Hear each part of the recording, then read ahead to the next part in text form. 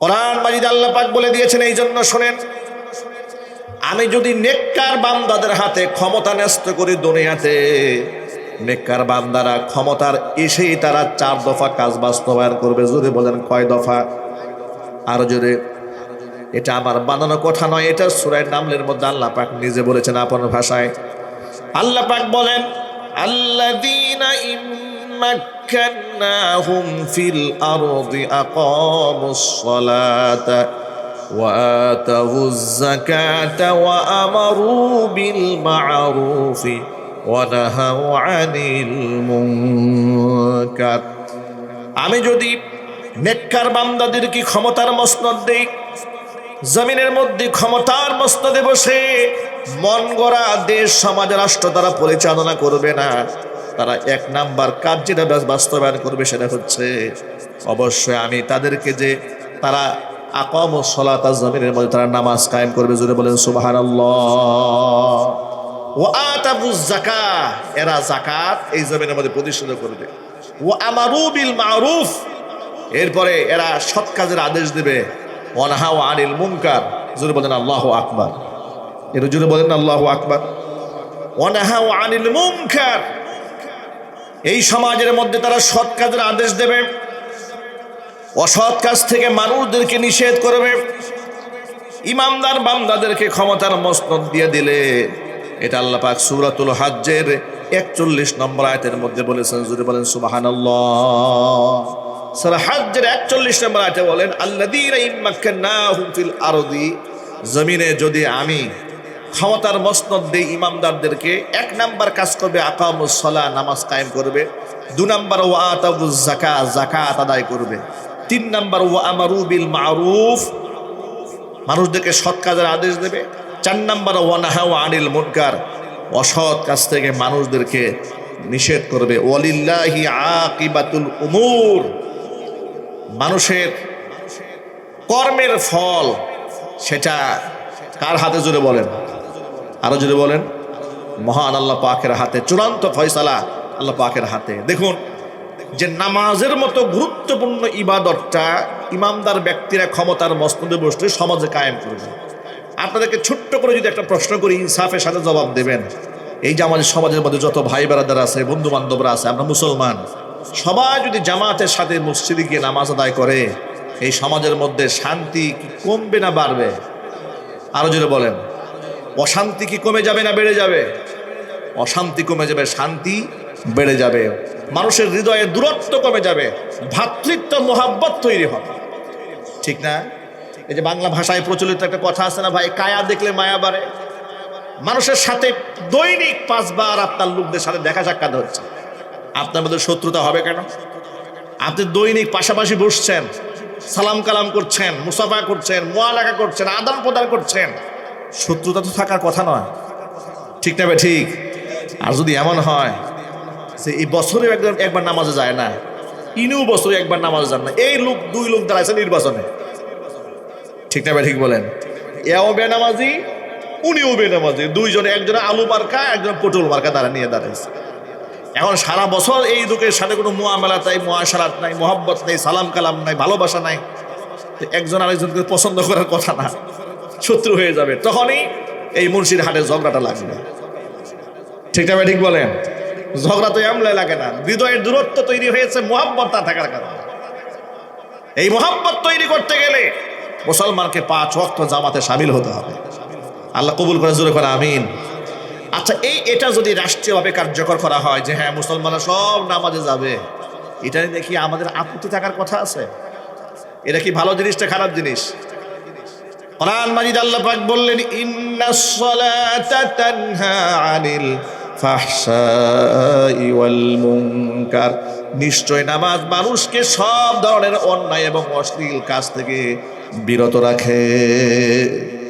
এখন এই সমাজের মধ্যে যদি আমরা চাই সুদ বন্ধ হয়ে যাক, ঘুষ বন্ধ হয়ে যাক, মানুষের হৃদয়ের দূরত্ব কমে যাক, ইনসাফ তৈরি হোক, তাহলে সমাজের মধ্যে নামাজ প্রতিষ্ঠার বিকল্প কোনো রাস্তা নাই। আর এটাই হচ্ছে শরীয়তের আইন। আর এই শরীয়তের আইন বান্দার জন্য আল্লাহ কত সহজ করে দিয়েছেন। সুস্থ মানুষ দাঁড়িয়ে নামাজ পড়বে, দাঁড়িয়ে পড়তে না পারলে বসে পড়বে, বসে না পড়লে বান্দা শুয়ে শুয়ে আল্লাহর ইবাদত করবে।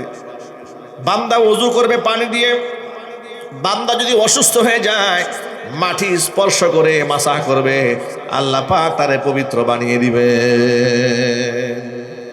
আল্লাহ পাক তো সব জায়গায় সহজ করে দিয়েছেন শরীয়ত। এখন আপনারা বলেন শরীয়ত কি সহজ না কঠিন? আরো যদি সহজ না কঠিন?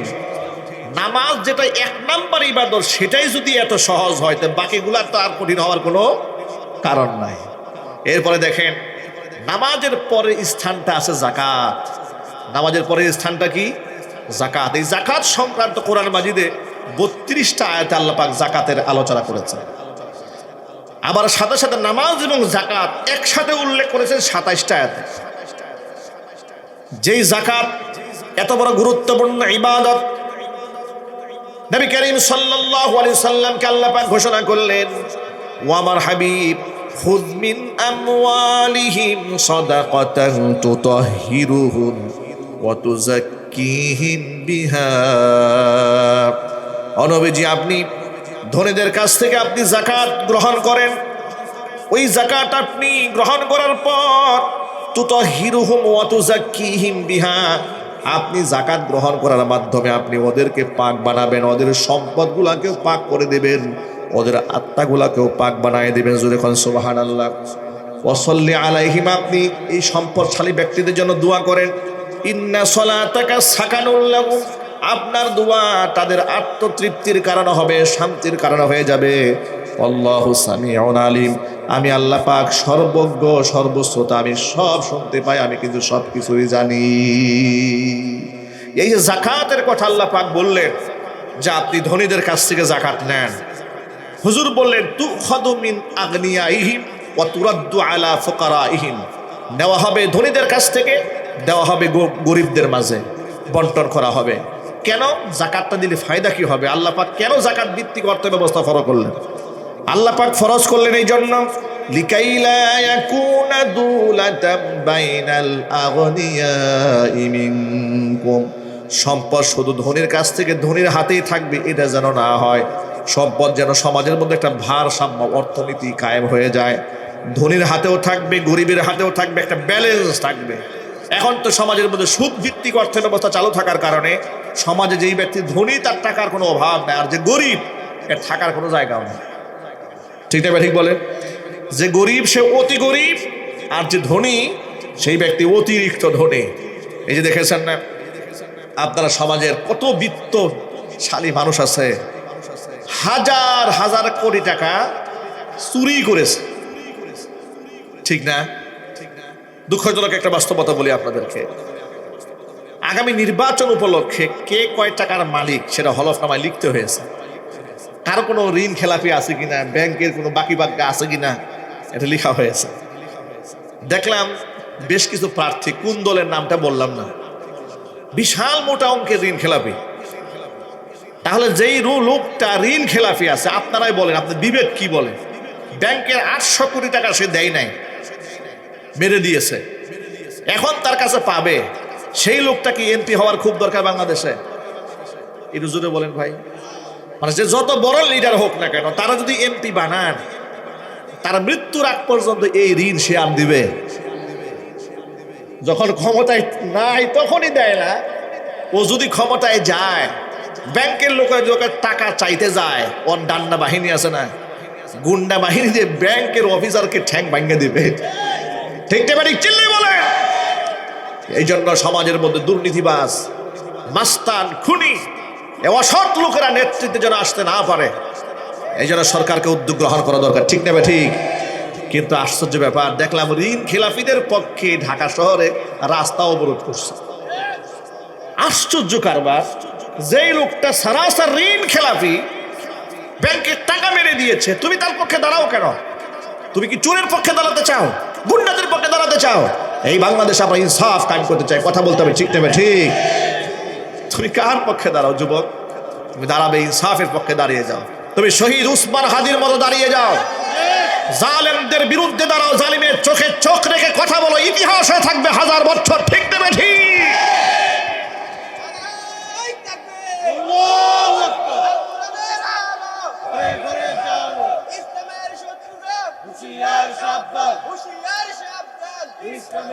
ভাইরা আমার, এরা হাজার কোটি টাকা মেরে দেয়, এরপরও তাদের বিরুদ্ধে আইনানুগ কোনো ব্যবস্থা গ্রহণ করা হয় না, কারণ তাদের আছে পেশি শক্তি।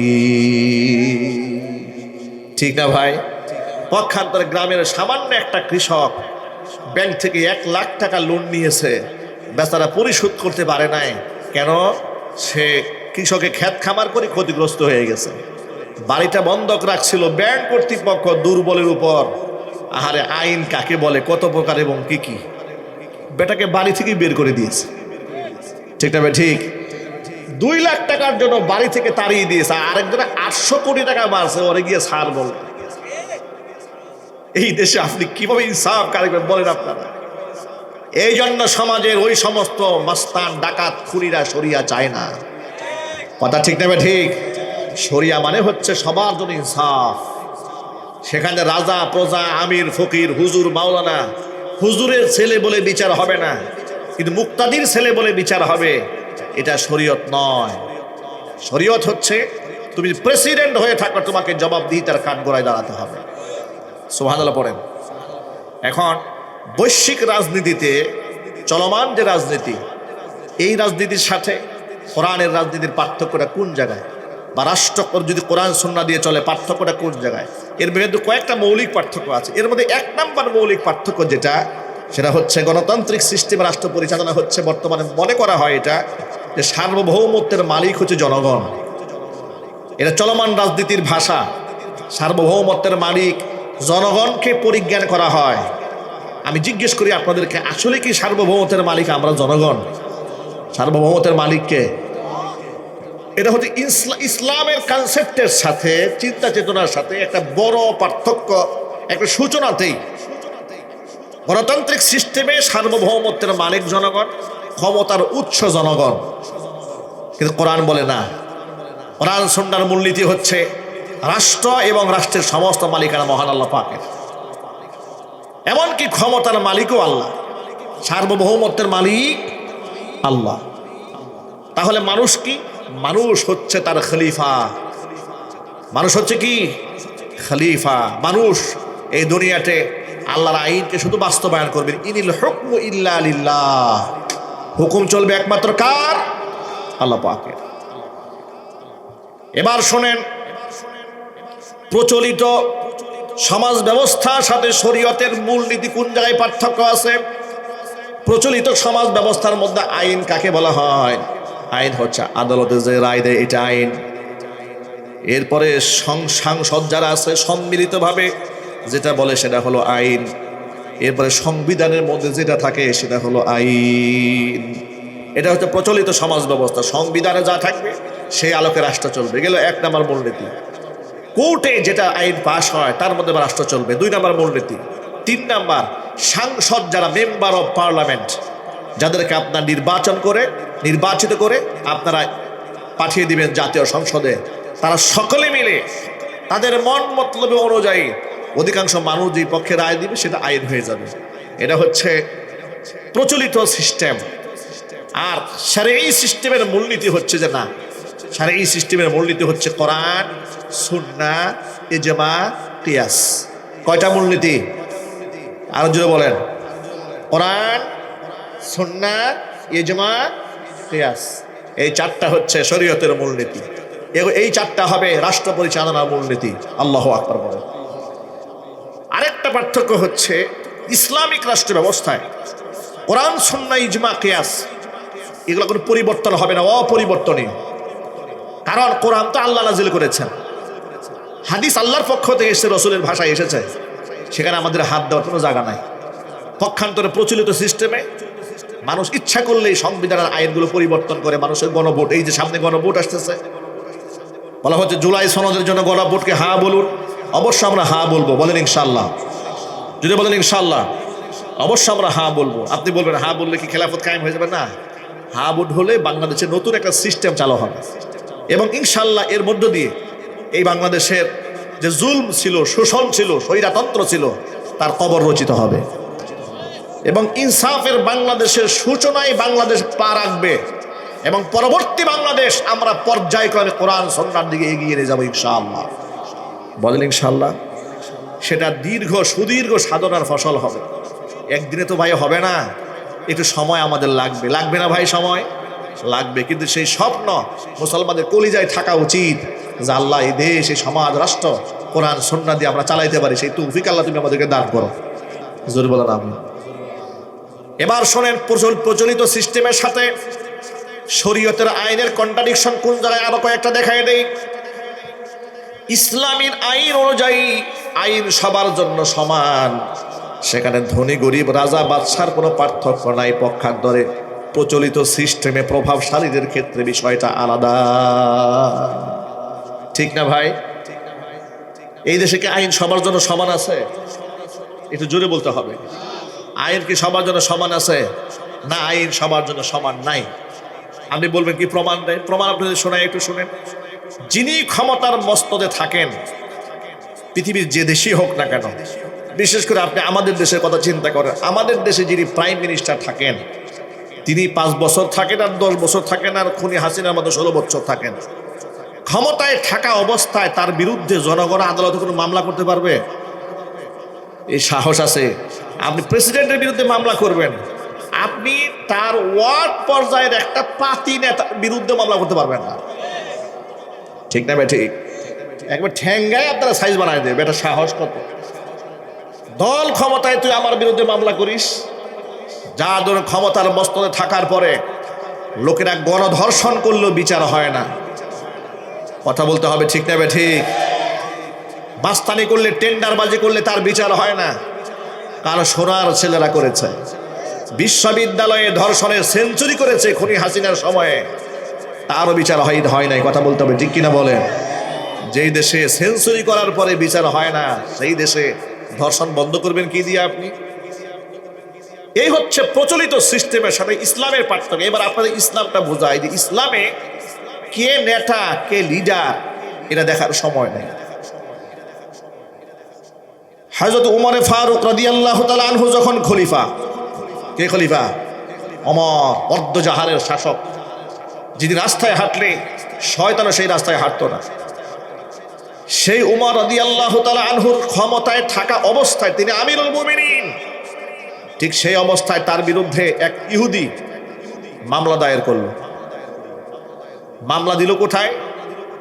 মুসলিম স্টেটের কাজীর কাছে। কাজী হচ্ছে সুরাহাবির হযরত সুরাইহ, কাজী সুরাইহ রাহমাতুল্লাহি আলাইহি, তিনি হচ্ছেন বিচারক। কাজী সুরাইহ তিনি সাহাবী ছিলেন না, ছিলেন তাবিঈ। কিন্তু খলিফা ওমর রাদিয়াল্লাহু তাআলা আনহুর শাসনামলে, ওসমান রাদিয়াল্লাহু তাআলা আনহুর শাসনামলে, হযরত আলী কাররামাল্লাহু শাসনামলে, এই 3 জন খলিফার শাসনামলে তিনি বিচারকের দায়িত্ব পালন করেছেন। প্রধান বিচারপতি, জোরে বলতে হবে আল্লাহু আকবার। কেমন বিচারপতি? হযরত উমরের নামে বিচার গেল, এই বিচারপতি হযরত উমরকে আসামির কাঠগড়ায় দাঁড় করাইছে। সুবহানাল্লাহ বলতে পারেন না আপনারা? যারা শরীয়তের কথা শুনলে ভয় পান, তারা একটু শুনেন শরীয়ত কি জিনিস। আপনারা তো খামোখা ভয় পান, মনে হয় আহারে শরীয়ত কি জিনিস, কায়েম হয়ে গেলে আহারে মনে হয় ঘর থেকে বের হওয়া যাবে না, রাস্তায় বের হইলেই পিটাবে, এই মনে করছেন। দেখেন শরীয়ত কাকে বলে। শরীয়ত হলো আপনি রাজা কিংবা বাদশাহ হন, দেখার সময় নাই। আপনার বিরুদ্ধে অভিযোগ দায়ের হয়েছে, এবার আপনি সাধারণ আসামির মতো কাঠগড়ায় দাঁড়ায় যান। ওমর রাদিয়াল্লাহু তাআলা আনহু এক পাশে দাঁড়ানো, ইহুদি আরেক পাশে দাঁড়ানো। কাজী সুরাইহ জিজ্ঞেস করলেন, খলিফাতুল মুসলিমিন, আপনি বলেন আপনার পক্ষে কোনো যুক্তিতর্ক আছে, কোনো সাক্ষী আছে? হযরত উমর বললেন, না, এই ব্যাপারে আমার কাছে কোনো সাক্ষী নাই। ওমর সাক্ষী দিতে পারলেন না। কাজী সুরাইহ একটু চিন্তা করলেন, ইহুদির পক্ষে রায় দিয়ে দিলেন। সুবহানাল্লাহ বলবেন। হযরত আলী কাররামাল্লাহু ওয়াজহার সেই বিখ্যাত ঘটনা তো আপনাদের সকলের জানা আছে। জিহাদের ময়দানে তিনি তার ঢাল হারিয়ে ফেললেন। ঢাল পাওয়া যাচ্ছে না। বেশ কিছুদিন পরে দেখতে পেলেন এক ইহুদির কাছে তার জিহাদের ময়দানে সেই ঢালটা পাওয়া গেছে। ওমর রাদিয়াল্লাহু তাআলা আনহু তখন শাসক, তার খেলাফত কালে কাজী সুরাইহের আদালতে মামলা হলো। এবার তিনি দাঁড়ালেন, হযরত আলী কাররামাল্লাহু এক পাশে দাঁড়ালেন, আর এক পাশে ইহুদি দাঁড়িয়ে আছে। ইহুদির কাছে সেটা পাওয়া গেছে। ইহুদি নিজস্ব মালিকানা দাবি করলেন যে এই ঢালের মালিক আমি। আলী রাদিয়াল্লাহু তাআলা আনহু বললেন, না, ঢালের মালিক আমি। কাজী সাহেব জিজ্ঞেস করলেন, হাকিম বিচারক বললেন, আলী আপনার কাছে কোনো দলিল প্রমাণ আছে? বলে হ্যাঁ আছে, আমার ছেলে প্রমাণ। কে? আপনি হাসান হুসাইনকে ডাকেন। হাসান হুসাইনকে আনা হলো। কাজী সাহেব বললেন যে না, বাবার পক্ষে ছেলের সাক্ষী গ্রহণযোগ্য নয়। আল্লাহু আকবার বলেন। বাবার পক্ষে ছেলের সাক্ষী গ্রহণযোগ্য নয়, তিনি অ্যাকসেপ্ট করলেন না। তিনি কি বললেন জানেন? তিনি বললেন, কাজী সাহেব আপনি কি রসুলের সেই হাদিসখানা ভুলে গেছেন নাকি? ওয়াল হাসানু ওয়াল হুসাইনু সাইয়্যিদা শাবাবি আহলিল জান্নাহ, হাসান হুসাইন জান্নাতি যুবকদের সর্দার হবেন। কাজী সাহেব কি বলেন জানেন? কাজী সাহেব বলেন, হযরত আলী আমি কিছুই ভুলে যাই নাই, নিঃসন্দেহে রসুল যা বলেছেন সত্য বলেছেন, কিন্তু ইসলামী নীতিমালা অনুযায়ী বাবার পক্ষে ছেলের সাক্ষী গ্রহণযোগ্য নয়। এই জন্য আপনার এই পক্ষে হাসান হুসেন কথা বললে আমি অ্যাকসেপ্ট করতে পারবো না। তিনি বললেন, তাহলে আমার খাদেম, আমার গোলাম আছে, গোলাম সাক্ষী দিবে। তিনি বললেন যে মনিবের পক্ষে গোলামের সাক্ষী গ্রহণযোগ্য নয়। হযরত আলী বললেন, এছাড়া আমার কাছে আর কোনো সাক্ষী নেই। এবার ইহুদির পক্ষে রায় দিয়ে দিলেন। ইহুদি আদালত প্রাঙ্গণে দাঁড়িয়ে বললেন, মাননীয় আদালত দাঁড়ান, বিশ্বাস করেন আমি অবাক হয়ে গেলাম আপনার এই বিচার ব্যবস্থা দেখে। এইরকম ইনসাফ একটা রাষ্ট্রে মুসলমান হতে পারে? কাজী সাহেবের সামনে দাঁড়িয়ে বললেন, শোনেন, এই যে ঢালটা আসলে এটা আমার ঢাল নয়, এটা হযরত আলীর ঢাল। আলীর আপনি দিয়ে দেন। আমি ইসলামের বিচার ব্যবস্থা খানিক একটু দেখতে পেলাম, যেই ধর্মে এতটা ইনসাফ থাকে, নিজের পক্ষে রায় না দিয়া ইনসাফ করতে গিয়া সাক্ষী প্রমাণ না থাকার কারণে আরেকজনের পক্ষে রায় দিয়ে দেয়, এর চেয়ে চরম সত্য ধর্ম পৃথিবীতে আর হতে পারে না। তিনি আদালত প্রাঙ্গণে দাঁড়ায় কালিমা পড়ে মুসলমান হয়ে গেলে। সুবহানাল্লাহ, সুবহানাল্লাহি ওয়া বিহামদিহি, সুবহানাল্লাহিল আযীম। ওমর ফারুক রাদিয়াল্লাহু তাআলা আনহুর ছেলে মিশরে আমর ইবনুল আস রাদিয়াল্লাহু তাআলা আনহু যখন গভর্নর ছিলেন, থাকা অবস্থায় তার এক ছেলে এক গোলামকে আঘাত করেছে, ঘুষি মেরেছিলেন। এটা নিয়ে আদালতে মামলা হলো। ওই কাদি সুরাইহের কাছে বিচার চলে গেল। কাজী সাহেব তাকে ডাকলেন, তুমি গোলামকে মেরেছো কেন?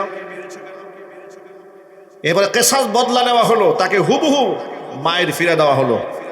এরপরে তিনি বললেন, পৃথিবীতে কেউ বাদশা হয়ে জন্মগ্রহণ করে নাই, সুতরাং কাউকে গোলাম মনে করে তুমি যে মারবে সেটা যেন না হয়, কারণ পৃথিবীতে প্রত্যেকটা মানুষ আল্লাহর গোলাম হয়ে জন্মগ্রহণ করেছে। আল্লাহু আকবার বলেন। ইতিহাস সাক্ষী, এসব হচ্ছে শরীয়তের আইন, এই হচ্ছে ইসলামের বিচার ব্যবস্থা। এইরকম হাজার হাজার ঘটনা কোরআন হাদিসে আছে। এগুলো যদি সমাজে কায়েম হয়, তাহলে সমাজে ইনসাফ কায়েম হবে, জাস্টিস কায়েম হবে। আজকে সেই শরীয়তের কথা মানুষ বুঝে না, মনে করে আরে হিন্দুরা কই যাবে, খ্রিস্টানরা কই যাবে, বৌদ্ধরা কই যাবে। এরা আসলে শরীয়ত বুঝতে পারে না। অমুসলিম সম্পর্কে আল্লাহ নবী কি বলেন শোনেন। হুজুর বলেন, মাইয়াকতুল মুআহাদান লাম ইয়ারিহ রাইহাতাল জান্নাতি ইয়াওমাল কিয়ামা ওয়া ইন্না রিহাহা লাতুজাদু মিন মাসিরাতি 40 আমা। দুনিয়াতে কেউ যদি মুসলমানদের দেশে থাকে, অমুসলিম চুক্তিবদ্ধভাবে থাকে, মুআহাদান, তাকে যদি কেউ কোনো মুসলমান অন্যায়ভাবে হত্যা করে, তাহলে এই মুসলমান কাল হাসরের ময়দানে জান্নাতের খুশবু পর্যন্ত নাকের মধ্যে পাবে। সুবহানাল্লাহ বলেন। অমুসলিমের অধিকারের কথা কোরআনে আছে না ভাই? দেখেন কোরআনে কি আছে। কোরআন মাজিদ আল্লাহ পাক বলে দিয়েছেন, লা ইয়ানহাকুমুল্লাহু আনিল্লাযীনা লাম ইউকাতিলুকুম ফিদ-দীন ওয়া লাম ইউখরিজুকুম মিন দিয়ারিকুম আন তাবাররুহুম ওয়া তুকসিতু ইলাইহিম ইন্নাল্লাহা ইউহিব্বুল মুকসিতিন। ওই সমস্ত অমুসলিম যারা তোমাদের সাথে ধর্মীয় যুদ্ধে লিপ্ত হয় নাই, তোমাদের এলাকা ছেড়ে বেরও করে দেয় নাই, নিরীহ অমুসলিমদের সাথে ইনসাফ করতে আমি আল্লাহ পাক তোমাদেরকে বারণ করি না, এদের সাথে ভালো ব্যবহার করতেও নিষেধ করি না, বরং এদের সাথে ইনসাফ করো। ইন্নাল্লাহা ইউহিব্বুল মুকসিতিন, অবশ্যই ইনসাফকারীদেরকে আমি আল্লাহ বড্ড ভালোবাসি। আল্লাহ পাক অমুসলিমদের সাথে ভালো আচরণ করতে বলেছেন কোরআনে। এরপর আল্লাহ পাক বলেছেন লা ইকরাহা ফিদ্দীন, জবরদস্তিগুলো অমুসলিমকে মুসলিম বানানো যাবে না। অন্য আয়াতে আল্লাহ পাক বলেছেন ওয়ালা তাসুব্বুল্লাযীনা ইয়াদউনা মিন দুনিল্লাহ ফায়াসুব্বুল্লাহা আদুওয়ান বিগাইরি ইলম, তোমরা অমুসলিমরা যে সমস্ত দেবদেবীর পূজা করে অর্চনা করে এদেরকে তোমরা গালি দিও না। অজ্ঞতা সারে ওরা তোমার আল্লাহরে গালি দিয়ে বসবে। দেখুন অমুসলিমদের তাদের ধর্মীয় অধিকারের ব্যাপারে নিশ্চয়তা দেওয়া হয়েছে, তাদের জানমালের নিশ্চয়তা দেওয়া হয়েছে, তাদের অধিকারের ব্যাপারে কথা বলা হয়েছে, তাদেরকে হত্যা করলে জান্নাতে যাওয়া যাবে না বলে হুঁশিয়ার উচ্চারণ করা হয়েছে। আল্লাহু আকবার বলেন। এমনকি মানুষ হিসেবে রাসূল অমুসলিমকে কত সম্মান দিয়েছেন। আনাস ইবনে মালিক বলেন এক জায়গায় আমরা বসে আছি, এমন সময় হুজুরের সামনে দিয়ে একটা লাশ যা গেল, ইহুদির লাশ, রাসূল সেই লাশ দেখে দাঁড়িয়ে গেলেন। আনাস ইবনে মালিক বলেন আমরা জিজ্ঞেস করলাম ইয়া রাসূলুল্লাহ, সে তো একটা ইহুদি মানুষ, তাকে দেখো আপনি দাঁড়ালেন। হুজুর বললেন ইহুদি হলে কি হবে, সে কি মানুষ নন? আমি তাকে মানুষ হিসেবে সম্মান দিয়েছি। আল্লাহ নবী সাল্লাল্লাহু আলাইহি সাল্লাম গোটা বিশ্ববাসীর জন্য এক অনুপম আদর্শ রেখে গিয়েছেন। এই যা বললাম এগুলো হচ্ছে সব শরীয়তের বিধান। সব কিসের বিধান জুড়ে বলেন তো ভাই? শরীয়তের বিধান। এরপরে আপনি দেখেন ব্যবসা বাণিজ্য পরিচালনা করতে যাবেন, শরীয়ত শুধু নামাজের কথা বলে নাই, রোজার কথা বলে নাই, শুধু হজ যাকাতের কথা বলে নাই। শরীয়ত গোটা জীবন ব্যবস্থা দিয়েছে আপনাকে। আল্লাহর নবী স্পষ্ট জানিয়ে দিয়েছেন মান গাশশা ফালাইসা মিন্নি, যে মানুষকে ধোঁকা দেয় সেই ব্যক্তি আমি মুহাম্মদ সাল্লাল্লাহু আলাইহি ওয়াসাল্লামের উম্মতের অন্তর্ভুক্ত নয়। ধোঁকা দিতে পারবেন না।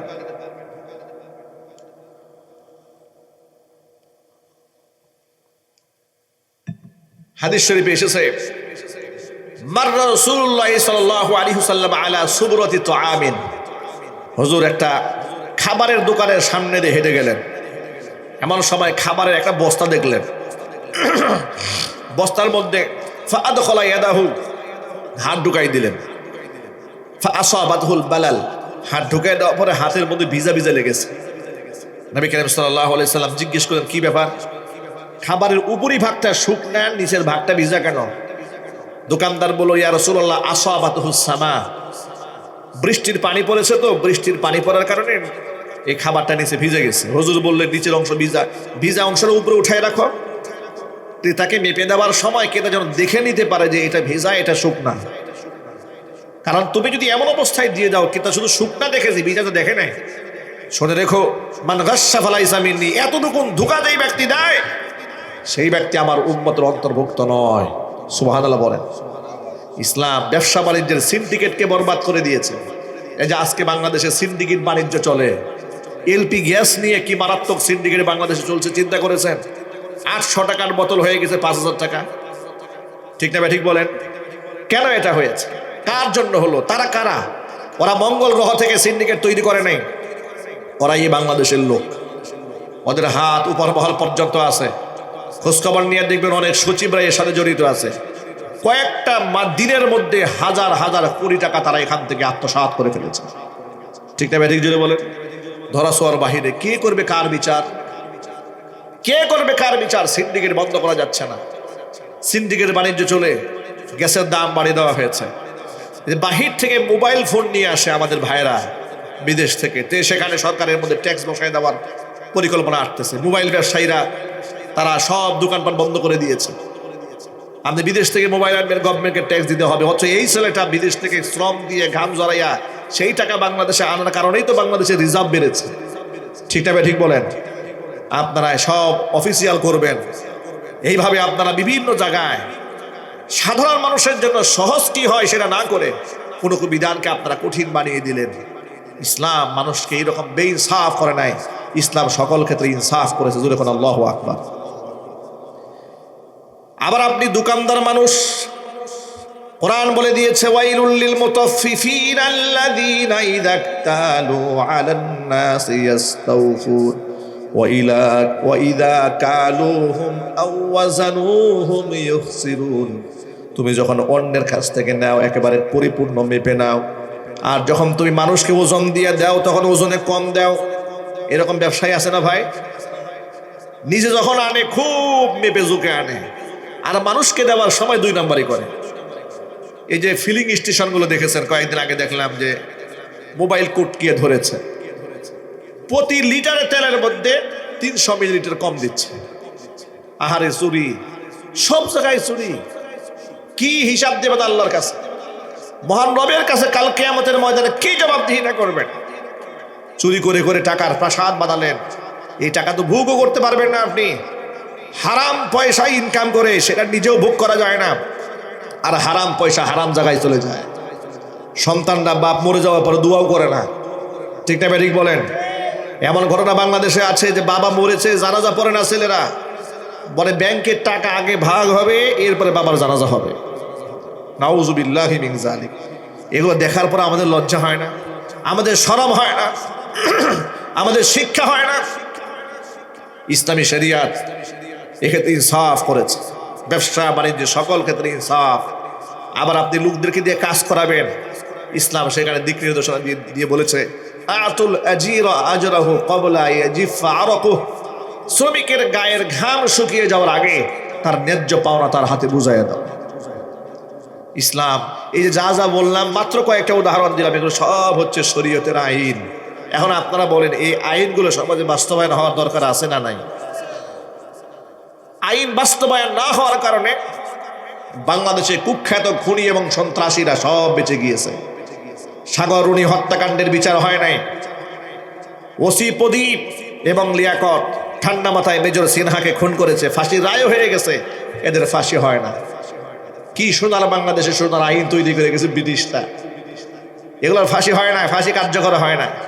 শহীদ শরীফ উসমান হাদি বাংলাদেশের হাজার বছরের শ্রেষ্ঠ সন্তান, প্রচন্ড মেধাবী, দেশপ্রেমিক, ইমানদার, গোটা বাংলাদেশের কোটি যুবকের হৃদয়ের স্পন্দন। সেই শহীদ উসমান হাদিকে তারা শহীদ করে দিয়ে দিল, আজ পর্যন্ত আসামি ধরা পড়ল না, ঠিক না ভাই? ঠিক। এগুলা এই যে প্রচলিত সিস্টেম, এই সিস্টেম চেঞ্জ না হলে, আর এটা তখনই সম্ভব যখন আপনি শরীয়ত কার্যকর করবেন। কোরআন মাজিদ বলেছে, ইন্নাল্লাহা ইয়া'মুরু বিল আদলি ওয়াল ইহসান ওয়া ইতাই যিল কুরবা ওয়া ইয়ানহা আনিল ফাহশাই ওয়াল মুনকারি ওয়াল বাগ ইয়াইযুকুম লাআল্লাকুম তাযাক্কারুন। আল্লাহ পাক ইনসাফ প্রতিষ্ঠিত করতে বলেছেন। আল্লাহ পাক ইন্নাল্লাহা ইয়া'মুরুকুম আন তুআদ্দুল আমানাতি ইলা আহলিহা, আমানতকে তার যথার্থ স্থানে সুপর্দ করার আল্লাহ পাক হুকুম দিয়েছেন। এগুলা যখন সামাজিকভাবে বাস্তবায়ন হবে, তখন এই সমাজ থেকে ঘুষ বন্ধ হবে, দুর্নীতি বন্ধ হবে, চোরা কারবারি বন্ধ হবে, টেন্ডারবাজি বন্ধ হবে, মাদকের চালান বন্ধ হয়ে যাবে। গোটা সমাজের মধ্যে একটা শান্তির সমাজ বিরাজ করবে। সুবহানাল্লাহ। আর এগুলার নাম হচ্ছে শরিয়াত। এগুলোর নাম কি যদি বলেন তো ভাই? শরিয়াত। আমি মাত্র কয়েকটা বললাম। শুধু শরীয়তের এই 23 বছরে আল্লাহর নবীর দেওয়া উপহার, আমার তো 2-1 ঘন্টা এটা শেষ করতে পারবো না।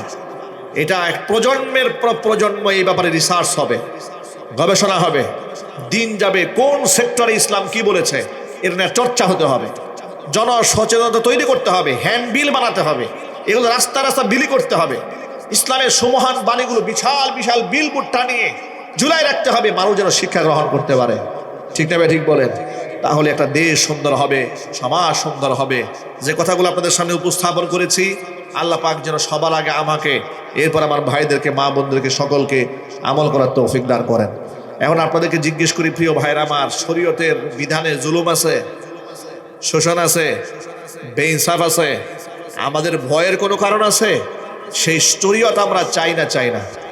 আরো জোরে বলুন, কারা কারা শরীয়ত চান? তো হাত দেখতে চাই। হে আল্লাহ, তুমি আমাদের জীবদ্দশায় বাংলাদেশের শারঈ আইন কার্যকর হয় এই দৃশ্য দেখার তৌফিক দিয়ে দাও। জোরে কোন আমিন। হাত নামান। আল্লাহ পাক যেন আমাদের ত্রুটি বিচ্যুতি ক্ষমা করে দেন। আল্লাহ পাক আমাদের ভিতর অনেক দুর্বলতা আছে, আমরা যারা ইসলাম চাই, কোরআন চাই, সমাজে আমাদের অনেক দোষ আছে, আমাদের অনেক ব্যর্থতা আছে, আমাদের অনেক সংকীর্ণতা আছে, আমাদের অনেক সীমাবদ্ধতা আছে। আমরা আল্লাহর কাছে দোয়া করি, হে আল্লাহ, আমাদের হাজারো সীমাবদ্ধতা, আমার মন হাজারো সংকীর্ণতা, আমাদের অন্তরে আছে হিংসা, বিদ্বেষ, আমরা মানুষকে আপন করতে জানি না, আমাদের হাজারো ব্যর্থতাকে আল্লাহ তুমি ক্ষমা করো। আল্লাহ তুমি তো দয়ালু, আল্লাহ তুমি আমাদের উপর দয়া করো, আল্লাহ তুমি আমাদেরকে মাফ করো, আল্লাহ তুমি আমাদেরকে নামাজ প্রতিষ্ঠার তৌফিক দান করো, আল্লাহ ইনসাফ প্রতিষ্ঠার তৌফিক দান করো, এই বাংলাদেশের কিসাসের বিধান বাস্তবায়ন করার তৌফিক দান করো। আল্লাহ গোটা সমাজের সর্বস্তরের মানুষকে আল্লাহ তুমি নামাজি বানিয়ে দাও, দিনদার বানিয়ে দাও। আল্লাহ খাস করে আমাদের মুন্সিরহাটের ভাইরা, আজকে শুনেছি এখানে রাজনৈতিক কোন্দল হয়েছে, ঝগড়া হয়েছে, বিবাদ হয়েছে। আল্লাহ বিবাদকে তুমি মিটাইয়া দাও। আল্লাহ সকল মানুষের মধ্যে একটা ভ্রাতৃত্ব সৃষ্টি করে দাও। আল্লাহ মানুষের অন্তর থেকে দূরত্ব কমায় দাও। ইনসাফের বাংলাদেশ গড়ার তৌফিক দান করেন। জোরে কোন আমিন। দুশরি পড়েন আল্লাহুম্মা সাল্লি আলা মুহাম্মাদ ওয়া আলা আলি মুহাম্মাদ কামা সাল্লাইতা আলা ইব্রাহিম ওয়া আলা আলি ইব্রাহিম ইন্নাকা হামিদুম মাজিদ।